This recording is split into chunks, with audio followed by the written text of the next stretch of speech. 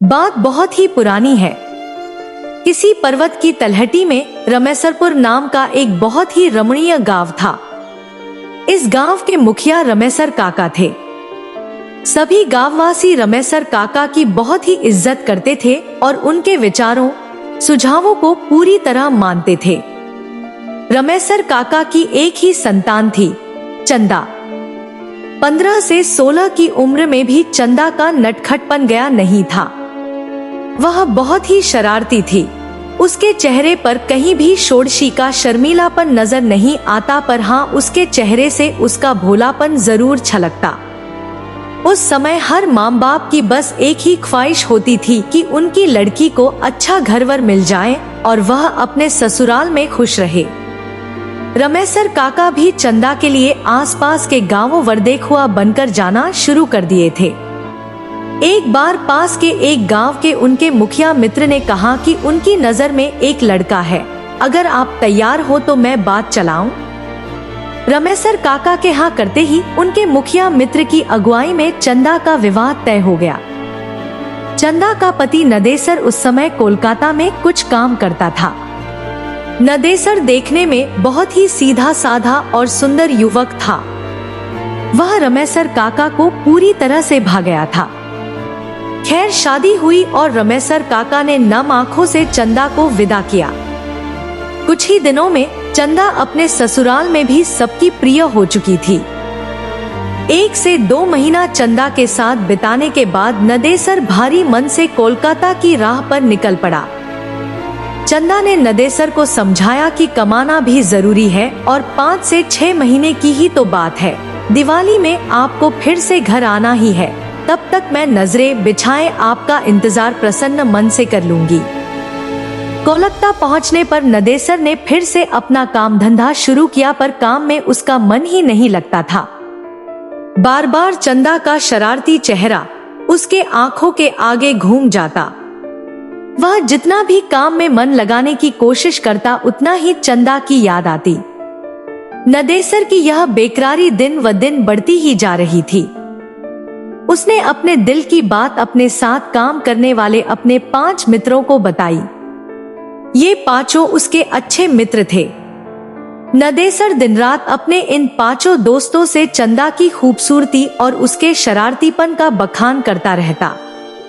5 मित्र चंदा के बारे में सुनकर उसकी खूबसूरती की एक छवि अपने अपने मन में बना लिए थे और अब बार बार नदेसर से कहते कि भाभी से कब मिलवा रहे हो। नदेसर कहता कि मैं तो खुद ही उससे मिलने के लिए बेकरार हूँ, पर समझ नहीं पा रहा हूँ कि कैसे मिलूं। खैर, अब नदेसर के 5 दोस्तों के दिमाग में जो एक भयानक घिनौनी खिचड़ी पकनी शुरू हो गई थी, उससे नदेसर पूरी तरह अनभिज्ञ था। उसके 5 दोस्तों ने एक दिन नदेसर से कहा कि यार, भाभी को यहीं ले आओ, कुछ दिन रहेगी, कोलकाता भी घूम लेगी तो उसको बहुत अच्छा लगेगा और फिर 1 से 2 हफ्ते में उसे वापस छोड़ आना। पर नदेसर अपने बूढ़े माँ बाप को याद कर कहता कि नहीं यारो, मैं ऐसा नहीं कर सकता। मेरी अम्मा और बाबू की देखभाल के लिए गांव में चंदा के अलावा और कोई नहीं है। कुछ दिन और बीते, पर ये बीतते दिन नदेसर की बेकरारी को और भी बढ़ाते जा रहे थे।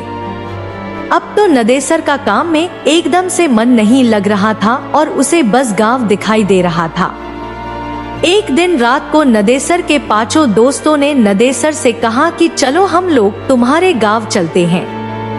नदेसर अभी कुछ समझ पाता या कह पाता, तब तक उसके उन 5 दोस्तों में से निकेश नामक दोस्त ने कहा कि यार टेंशन मत ले, कह देना कि अभी काम की मंदी चल रही है इसलिए गांव आ गया, और साथ ही इसी बहाने हम मित्र लोग भी तुम्हारा गांव देख लेंगे और भाभी के साथ ही तुम्हारे माता पिता से भी मिल लेंगे, क्योंकि हम लोगों का तो गांव भी नहीं है। इसी कोलकाता में पैदा हुए और कोलकाता को ही अपना घर बना लिए। हम लोग भी चाहते हैं कि कुछ दिन गवई आबोहवा का आनंद ले। नदेसर तो घर जाने के लिए बेकरार था ही, उसे अपने दोस्तों की बात भली लगी। फिर क्या था, दूसरे दिन ही नदेसर अपने उन 5 दोस्तों के साथ अपने गांव के लिए निकल पड़ा। उसके गांव के आसपास में बहुत सारे घने जंगल थे। इस पर्वतीय इलाके के इन पहाड़वासियों के अलावा अगर कोई अनजाना जा जाए तो वह जरूर रास्ता भटक जाए और हिंसक जानवरों का शिकार बन जाए। ट्रेन और बस की यात्रा करते करते आखिरकार नदेसर अपने 5 दोस्तों के साथ अपने गांव के पास के एक छोटे से बस स्टेशन पर पहुंच ही गया। इस स्टेशन से उसके गांव जाने के लिए अच्छी कच्ची सड़क भी न थी। जंगल में चलने से बने पगडंडियों से उबड़ खाबड़ रास्ते से होकर जाना पड़ता था। जंगल में चलते चलते जब नदेसर से निकेश ने पूछा कि भाई नदेसर, अभी तुम्हारा गांव कितनी दूर है, तो नदेसर ने प्रसन्न होकर कहा कि यार अब हम लोग पहुंचने ही वाले हैं। नदेसर की बात सुनते ही निकेश हाफने का नाटक करते हुए वहीं बैठते हुए बोला कि यार अब मुझसे चला नहीं जाता। उसकी बात सुनते ही नदेसर ने कहा कि यार हम लोग पहुंच गए हैं और अब मुश्किल से 5 मिनट भी नहीं लगेंगे। पर नदेसर की बातों को अनसुनी करते हुए उसके अन्य 4 दोस्त भी निकेश के पास ही बैठ गए। अब नदेसर बेचारा क्या करे, उसे भी रुकना पड़ा। नदेसर के रुकते ही निकेश ने अपने हाथ में लिए झोले में से एक अच्छी नई साड़ी और साथ ही चूड़ी आदि निकालते हुए कहा कि यार नदेसर, हम लोग भाभी से पहली बार मिलने वाले हैं, इसलिए उसके लिए कुछ उपहार लाए हैं। उसकी बात सुनते ही नदेसर ने कहा कि यारो इसकी क्या जरूरत थी। पर निकेश ने हंसकर कहा कि जरूरत थी भाई, हमारी भी तो भाभी है, हम पहली बार उससे मिल रहे हैं तो बिना कुछ दिए कैसे रह सकते हैं। इसके बाद निकेश ने कुटिल मुस्कान चेहरे पर लाते हुए नदेसर से कहा कि यार नदेसर, क्यों न भाभी को सरप्राइज दिया जाए। एक काम करो, तुम घर जाओ और बिना किसी को बताए भाभी को घुमाने के बहाने यहाँ लाओ। हम लोग यहाँ भाभी को यह सब उपहार दे देंगे और उसके बाद फिर से तुम दोनों के साथ तुम्हारे घर चलेंगे। भोला नदेसर हाँ में हाँ मिलाते हुए तेज कदमों से घर की ओर गया और लगभग 30 से 40 मिनट के बाद चंदा को लेकर दोस्तों के पास वापस आ गया। फिर क्या था, चंदा से वे 5 दोस्त एकदम से अपनी भाभी की तरह मिले। चंदा को भी बहुत अच्छा लगा।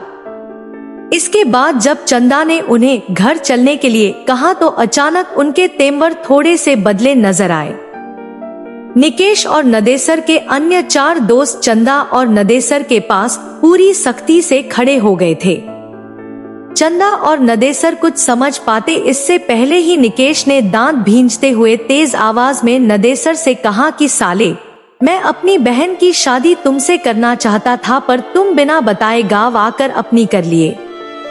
उसकी बात सुनकर नदेसर ने भोलेपन से कहा कि निकेश भाई, आपने तो कभी हमसे अपनी बहन की शादी के बारे में बात भी नहीं की थी और जब मैं घर आया था तो यहाँ माम बाबू ने शादी कर दिया था।